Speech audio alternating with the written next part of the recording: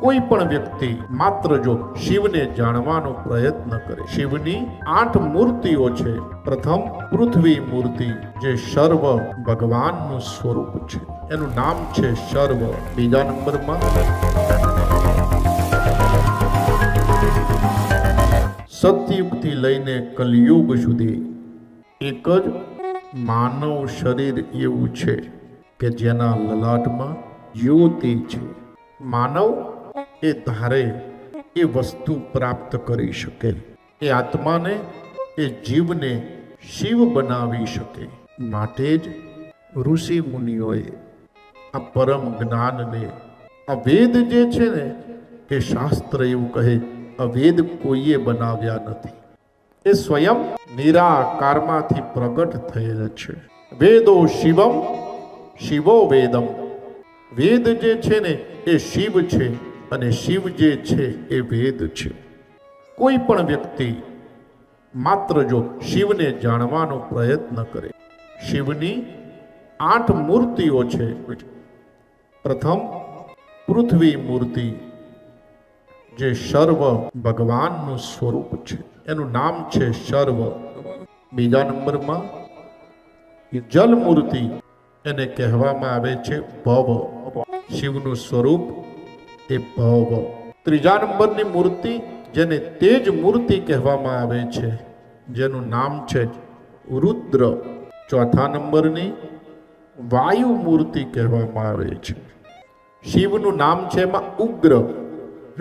પાંચમા નંબરમાં આકાશ મૂર્તિ કહેવામાં આવે છે, જેમાં શિવનું નામ છે ભીમ. છઠ્ઠા નંબરમાં અગ્નિ મૂર્તિ કહેવામાં આવે છે, જેમાં શિવનું નામ છે પશુપતિ.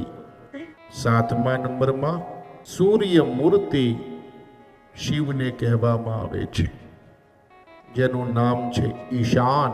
અને આઠમા નંબરમાં આ વિશિષ્ટ ભગવાન શિવની 8 મૂર્તિઓ છે, જેને ચંદ્ર મૂર્તિ કહેવામાં આવે છે.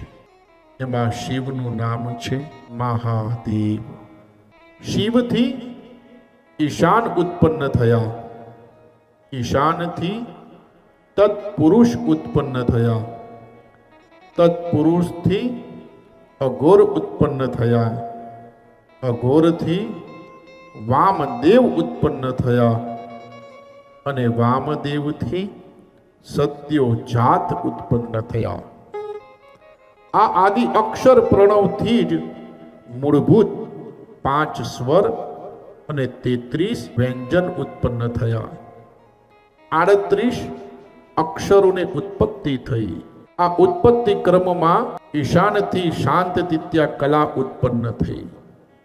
ઈશાનથી ચિત્ત શક્તિ દ્વારા મિથુન પંચકની ઉત્પત્તિ થઈ. એમાં પ્રથમ મિથુન આકાશ, બીજો વાયુ, ત્રીજો અગ્નિ, અને ચોથો જલ, પાંચમો પૃથ્વી છે. આકાશમાં માત્ર શબ્દ જ ગુણ છે. વાયુમાં શબ્દ અને સ્પર્શ એમ 2 ગુણ છે. પવન, એની અંદર 2 ગુણ. શબ્દ અને સ્પર્શ, તમને ટચ થાય વાયુ. આ સૃષ્ટિ જે છે ને એ પંચ તત્વથી ચાલે. પૃથ્વીથી લઈને શિવ તત્વ સુધી આ તત્વનો સમુદાય છે, અને એ જ બ્રહ્માંડ છે.